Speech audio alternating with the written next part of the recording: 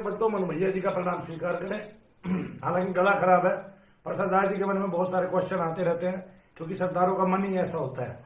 ठीक है, तो सरदार जी कोई क्वेश्चन पूछना चाहते थे, इसलिए मैं आपके सामने हूँ। बताइए सरदार जी।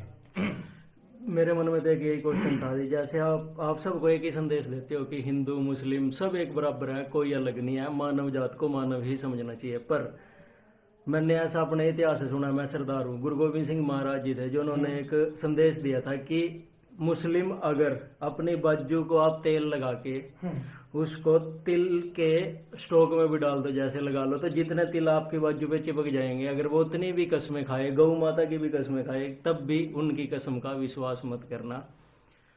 अब क्या करा जाए जी? ऐसे ये धर्म विशेष के लिए उन्होंने कहा है, लेकिन ये तब कहा है जब वो आतताई हुआ करते थे या युद्ध लड़ा करते थे, या उनमें वो गुण था, अवगुण था। वैसे तो ये गुण नहीं है, अवगुण है लड़ाई का, हिंसा का। जब वो हिंसक थे, दूसरे का धर्म बदलने के लिए उनकी हत्याएं किया करते थे। और आपके पुरखों के इतिहास में तो सरदार जी ये रहा है कि गुरुओं ने अपने बच्चों भी चुनवा दिए धर्म को बचाने के लिए। तो ये इतिहास गवाह है, और उन्होंने ये कहा है तो एक विशेष जानकारी के लिए कहा है। लेकिन मैं आज आपको एक बात बता देता हूं कि गुरु ग्रंथ साहिब जो है वो बहुत ही बड़ा ग्रंथ है, और ये समझ लीजिए कि वो सिखों की अध्यक्षता है, वो उनका सब कुछ है, प्राण है, मन है, वही उनको संचालित करता है। और सिख धर्म का वो ये समझ लीजिए प्रवर्तक है। तो जो सिखों का प्रवर्तक है उसमें भी मुस्लिम संतों की वाणी लिखी हुई है, बाबा फरीद जी की बाबा फरीद जी की वाणी लिखी हुई है। और इसके अलावा भी हो सकता है रस खान जी है, मियां मीर की वाणी लिखी हुई है। और मुस्लिमों में बहुत अच्छे अच्छे संत व भक्त हुए हैं, जैसे रस खान जी हैं जिन्होंने भगवान कृष्ण की महिमा गाई है। और बहुत सारे ऐसे, जैसे मलिक मोहम्मद जायसी जी ने जो है ना पद्मावत लिखा हुआ है, तो काव्य ग्रंथ लिखे हुए हैं, बड़ी बड़ी चीजें लिखी हुई हैं। अभी भी मैं एक दिन जो है ना माता का एक ग्रंथ देख रहा था, और वो ग्रंथ जो है आपके जो गीता प्रेस गोरखपुर है वहां से वो संचालित हुआ, वो माता के ऊपर विशेष था। उसमें 40 चौपाइयां, और वो भी कौन सी भाषा में, जो मुस्लिमों की भाषा है, क्या बोलते हैं उसको, उर्दू, अरबी, उर्दू भाषा में लिखी हुई है, बहुत सुंदर तरीके से लिखी हुई है। और वो 2 मुस्लिम संतों ने ही लिखी हुई है। तो मुस्लिमों में संत भी हुए हैं, ब्रह्म को मानने भी वाले भी हुए हैं। और आज भी मैं आपको बता देता हूं, ये सब व्यथा भ्रम है, जातियां पातियां, जिसको वो अल्लाह कह रहे हैं उसी को हम ब्रह्म कहते हैं। बस उनका कहने का मतलब मकसद अलग है। फिर भी मैं आपको एक और उदाहरण देकर मेरी बात बता देता हूं। एक बार अरस्तु जी जो है किसी छोटे से टापू पर, द्वीप पर गए, और उनको समझाने गए कि गॉड ये है, ईश्वर ये है, अल्लाह ये है, या भगवान ये है। और अपनी नौका में बैठ के जब विचरण करते हुए वहां गए, तो उनके पास रहे 4-5 दिन, और उनको विशिष्ट प्रार्थना करना सिखाया। जब प्रार्थना करना सिखाया तो उसके बाद जब वो लौट रहे थे अपने यहाँ, लोगों ने उनको विदा किया, तो लोग भूल गए कि उनको क्या सिखाया था। तो जो उस टापू में 3 लोग अगुवाई कर रहे थे, वे वापस भाग के आए, और अरस्तु जी ने देखा कि वो पानी पे ऐसे ही तैर के आ रहे हैं, पानी पे पैर रख के आ रहे हैं, ऐसे ही भागे भागे। और वो कह रहे हैं महाराज आपने जो बताया था वो तो हम भूल ही गए। तो उन्होंने कहा आप क्या करते हो, आप बताइए। बोला मैंने ये बात तो आपसे पूछी नहीं। बोला हम तो ये कहते हैं कि हम जिसकी छत्र छाया में रहते हैं, जो हमारा पालन करता है, हम उससे बहुत प्यार करते हैं, वो हमारा ध्यान रखे, वो हमारा ख्याल रखे, और वो हमें अपनी नेमत दे या हम पर रहमो करम करे। इतने से ही उनके पास ऐसी अचूक शक्ति जो पानी में चलने की थी वो उनको मिली हुई थी। तो ये बहुत बड़ी बात है।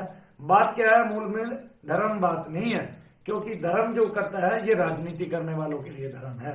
हिंदू धर्म सबसे बड़ा है, मैं ये कहता हूं वो पुरातन है, उसके पास पुरातनता के प्रमाण है। सूर्य की रश्मियों को लेके ही उनके पास इतने प्रमाण हैं, ग्रहों की परिधि वगैरह ये सब पहले से ही उन्होंने लिखा हुआ है, और सारे व्यास आदि सब लिखा हुआ है, ग्रह आदि, नक्षत्र आदि सबके बारे में उन्होंने लिखा हुआ है। और आज साइंस भी खोज करता है तो उनको वैसा वैसा ही मिलता हुआ जा रहा है। और दूसरा, भगवान कृष्ण ने भी गीता में जो गूढ़ ज्ञान दिया है, तकरीबन सारे के सारे ग्रंथ ही उसका अनुसरण करते हैं। अब तो सारे के सारे धर्म भी करने लगे हैं, और इसलिए जो है गीता माता को पढ़ना चाहिए, भगवान के मुख से साक्षात वो निकली हुई है। तो और हम अपने ही धर्म का खंडन नहीं करना चाहिए कभी भी, अपने धर्म का मंडन करना चाहिए, थोपना किसी पे नहीं चाहिए। क्योंकि अगर हम अपना कोई मत किसी पे थोपते हैं तो उस मत को थोपने से, उस मत का आग्रह करने से जो है उस मत का खंडन करने वाले ज्यादा हो जाते हैं। तो जैसे सरदार लोग, सिख लोग जो है अपने मत का मंडन नहीं करते और दूसरे के मत का कभी भी वो खंडन नहीं करते हैं, ये भी आपने गुण देखा होगा। तो अगर सारे ही मुस्लिम खराब होते तो उनकी वाणी आपके गुरु ग्रंथ साहिब में कभी भी नहीं आती। तो बाबा फरीद जी थे, बाबा फरीद जी के जो भांजे हुए हैं वो साबिर पिया हैं और मैं उनको शनि का ही अवतार मानता हूं, क्योंकि उनका जो जीवन है और शनि महाराज का जो जीवन है वो बिल्कुल एक है, अलग उसमें कुछ नहीं है। बस वो छोटे स्तर पे है और वो बड़े स्तर पे है और दोनों ही बराबर है, दोनों ही महान तपस्वी हुए हैं। और अगर कोई ये सोचता है कि मृत्यु उपरांत उनको पूजना, जैसे हम पीर बना के पूछते हैं, गलत है। तो फिर हमें भी अपने महात्माओं को, बाबाओं को, और क्या कहते हैं जो पोप लीला करते थे जमीन पर रहते हुए, आज भी पोप लीला कर रहे हैं, उनको भी हमें नहीं पूजने हैं, क्योंकि फिर हम बराबर के ही दोषी हैं, उनको पूजने के भी और उनको पूजने के भी। और पूजेंगे आप उनको जिन्होंने रहते रहते यहाँ जमीन पर भगवत तुल्य गुण प्राप्त किए हैं। जैसे जब किसी को ब्रह्म अवस्था प्राप्त हो जाती है, जब किसी को भगवत प्राप्ति हो जाती है, तो वो उसके लिए सब धर्म बराबर हो जाते हैं। जिसने अभी तक भगवत प्राप्ति नहीं की है वही धर्मों के चक्कर में पड़ा हुआ है, फिर उसकी कभी मुक्ति भी नहीं होती। और ये मानिए कि वो जिन गुरुओं का नाम लेता है, इसका मतलब उनकी भी कभी मुक्ति नहीं हुई है और ना होगी, ना उनको वो अवस्था कभी प्राप्त हुई है और ना होगी, क्योंकि वो धर्मों के चक्कर में पड़े हुए हैं। पहली बात क्या है कि जिसने ईश्वर प्राप्ति कर ली, जिसने भगवत प्राप्ति कर ली, वो कभी भी धर्म नहीं देखता, ना वो कभी किसी को ठोकर लगा सकता है, क्योंकि ये भगवान का गुण है कि कोई भी शरण में आता है, लूला है, लंगड़ा है, अपंग है, विधर्मी है और संसार का सबसे बड़ा पापी है। भगवान गीता में कहते हैं कि अर्जुन पाप कृत नहीं लगाते, कृत्य नहीं लगाते, पाप कृतम की अवस्था लगाते हैं कि संसार में जो सबसे बड़ा पापी है वो भी अगर मेरी अनन्य भाव से शरण ग्रहण करता है तो मैं उसको प्राप्त होता हूं। और ऐसे भगवान जो पाप पुण्य को देख के हमें प्राप्त होते हैं, वो भगवान हमारा कभी भी भला नहीं कर सकते। तो भगवान ने पाप नहीं देखना है, आपका पुण्य नहीं देखना है। पाप पुण्य का फल आपके शरीर को मिलेगा, ना कि आपकी आत्मा को। आपके शरीर को मिलेगा जब जब आपका जन्म होगा, जो जो योनि आपको प्राप्त होगी उसी में आपको पाप पुण्य का फल मिलता रहेगा, उसी के हिसाब से मिलता रहेगा।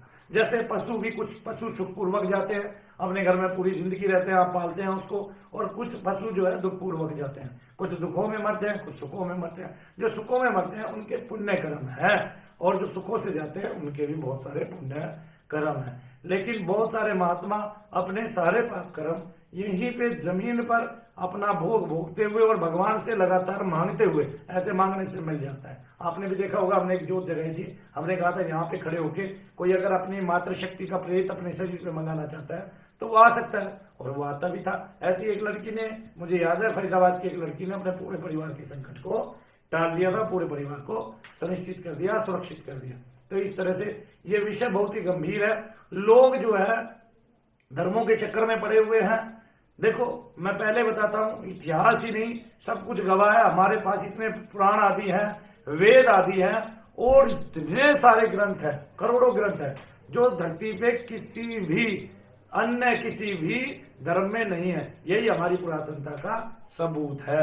और इतने महात्मा इस पृथ्वी पर हुए हैं, अलौकिक से अलौकिक, दिव्य से दिव्य, कि आप अगर गीता प्रेस गोरखपुर ने कम से कम 50 से 100 महात्माओं की या 1000 महात्माओं की बड़ी ही उनकी बहुत ही अच्छी जीवनियां लिखी हुई हैं, सुंदर सुंदर उनके जीवन को उतारा है, उनकी कथनी को उतारा है, उनके गुणों को उतारा है, और उनके द्वारा दी गई जो शिक्षा है उसी को हमें पढ़ना चाहिए, अपने बच्चों को पढ़ाना चाहिए, वापसी हमें करनी चाहिए। और अब तो धर्म का उत्थान हमें करना ही करना पड़ेगा।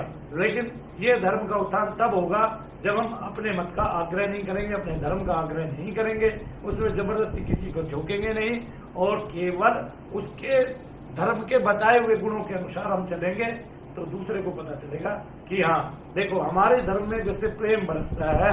और किसने, महात्मा प्रभुपाद जी ने और शील भक्ति वेदांत जी जो हैं, उन्होंने मिलके एक अभ्यास किया और उस प्रेम को जो है अथाह प्रेम में बदल दिया, और वो अथाह प्रेम आज संसार सागर में, इस पूरे संसार में जो है भगवत प्राप्ति कराने के लिए, उसको बिना कोई धर्म देखे अंग्रेज लोग भी बज रहे हैं, और उसमें कुछ मुस्लिम भी, ऐसा नहीं है कि उसमें मुस्लिम नहीं जुड़े हुए, सब जुड़े हुए हैं, बाहर के भी अंदर के भी, हर जाति से, हर उससे, हर धर्म से, हर क्षेत्र से, हर एरिया से लोग राधे राधे राधे कृष्णा गाते हैं। हरे राम राम राम हरे हरे, हरे कृष्णा कृष्णा कृष्णा हरे हरे गाते हैं और चलते हैं। आप देखेंगे उनका त्याग, आप देखें उनकी तपस्या।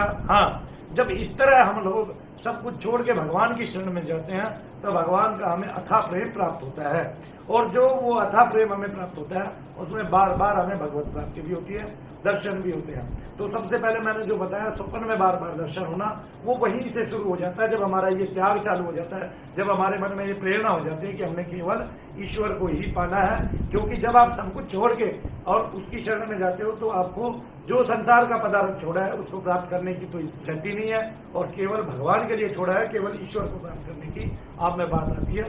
तो वो ये छोटा सा ज्ञान है। मनु भैया जी के पास अपना जो स्वभाव है, मनु भैया जी की जो अपनी प्रकृति है, मनु भैया जी ने अपनी प्रकृति में, अपने वातावरण में बैठ के जो सीखा है, मैं आप तक वही पहुंचाता हूँ जो मेरा किया हुआ है, जो केवल आंखों देखा नहीं है और जो मेरे अनुभव में आया है। तो जय श्रीदेव भक्तों, भारत माता की जय, शाबिर प्यारे की जय।